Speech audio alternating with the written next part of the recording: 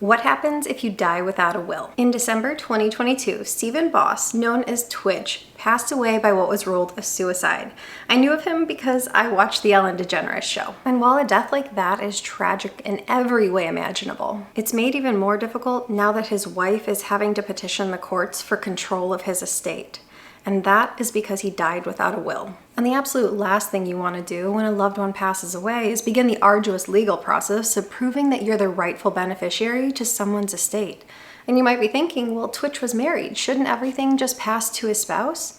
But it's simply not that straightforward. Though California law states that a surviving spouse is entitled to half of their deceased spouse's joint estate once they're dead, the living spouse still has to file the petition to prove they are actually the spouse of the person who died. In fact, not having a will is very common. If we look at the percentage of adults who have a will by age, we see that only 20% of those under the age of 30 have one.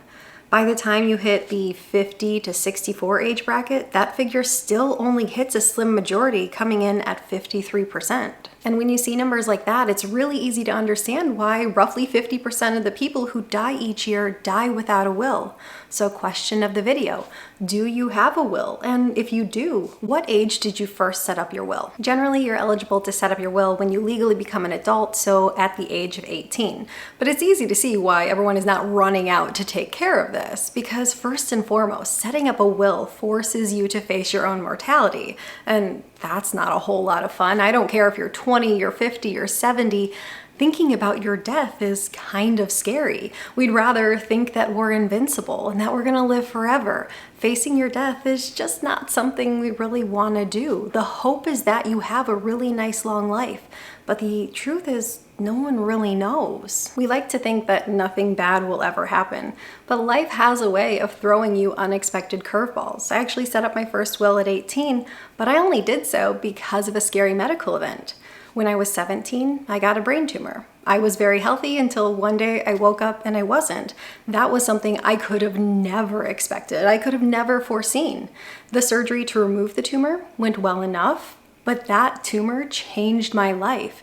It opened my eyes to how quickly life can veer off course, and it came with very real side effects. And it's because of that my mom, at the age of 18, took me to an attorney to set up my first will. As I once heard an attorney say, everyone has an estate plan, and if you don't write it down, that's just not a good plan. Ultimately, that just means the courts get to decide what happens. You likely have no idea when you'll pass away, and statistically speaking, you'll probably live to a very lovely old age. But you never know. The other big holdup is the expense. Lawyers are generally expensive, and drafting legal documents, that can be expensive.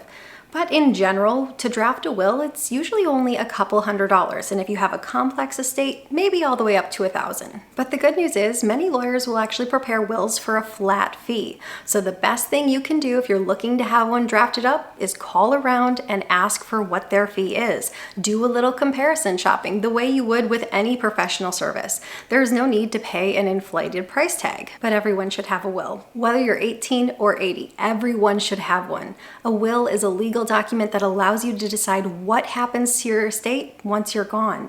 And it's pretty darn important that people know your wishes, because once you're gone, no one can go back and ask you. So I'm going to give you my top reasons as to why you should have a will, many of which aren't even financial. You get to name an executor. The executor is the person who's going to manage your estate, and this is a very important job. This is the person who's going to follow your instructions as written in your will. They're going to be the person divvying up the assets. They're going to be closing accounts. And if you don't name this person, the courts will name someone, and they very well could name someone you would prefer don't have that job.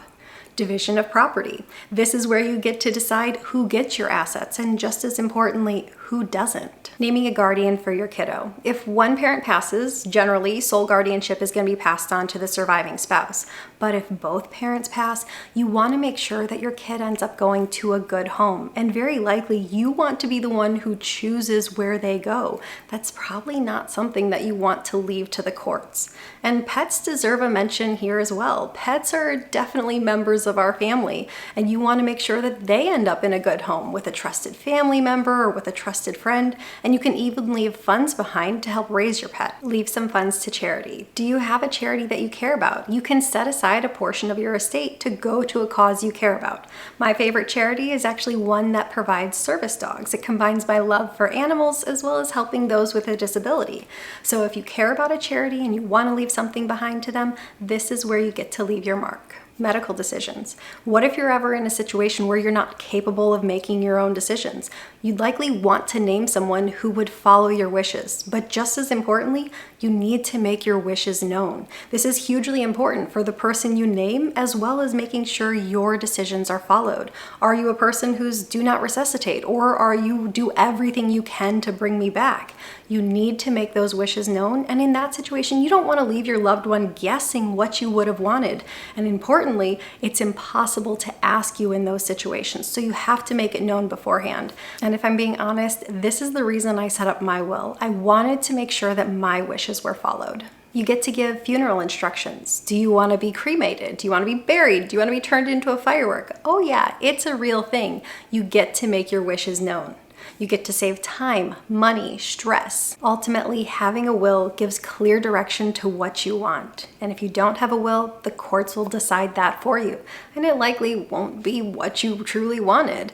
Leaving without a will leaves a heavy burden for your family. Death is an incredibly emotional time, but having a solid plan in place makes it that much easier on them. So what if you don't have a will? What if you die without a will in place? Well, from a financial standpoint, that means everything you have, your assets and your properties, they're gonna go through the probate system. The process can drag out for a year or more if your estate is significant or if there are complications. Your estate will be on the hook for filing fees, attorney fees, appraisal fees, and other professional fees during this time. All told, probate can cost about 10% of your estate's value. Can you imagine working your whole life, diligently saving and investing and building up a portfolio of, say, $500,000 and then dying without a will and probate taking 10% of that? That's $50,000. I would rather that go to people I love or charities I care about, not the US court system. Sending your family through the court system, which is stressful, frustrating, and expensive, is the last thing you want to do when they're grieving your loss. And it's important to keep in mind that your will does need to be updated from time to time, at least every time you have major life changes. There's really no timetable exactly saying when you should update your will, but at least once a year you should read through it, see if everything looks up to date. If something looks out of place, well, then it's time to update that will. I know people care far more about other financial topics, like how can you save money, or how much do I need to save to reach millionaire status?